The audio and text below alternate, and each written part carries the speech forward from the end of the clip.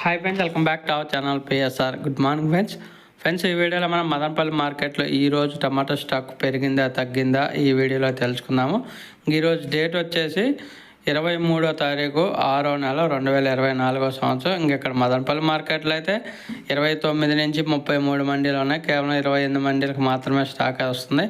అది కూడా అన్ని మండీలకి స్టాక్ వస్తుంది కదా, ఒక మండీకి ఎక్కువగా ఒక మండీకి తక్కువగా వస్తుంది. అంటే ఎక్కువ ఏ మండీకి రేట్లు ఎక్కువ వేస్తారో ఆ మండీకి అనేది స్టాక్ అనేది ఎక్కువ వస్తుంది.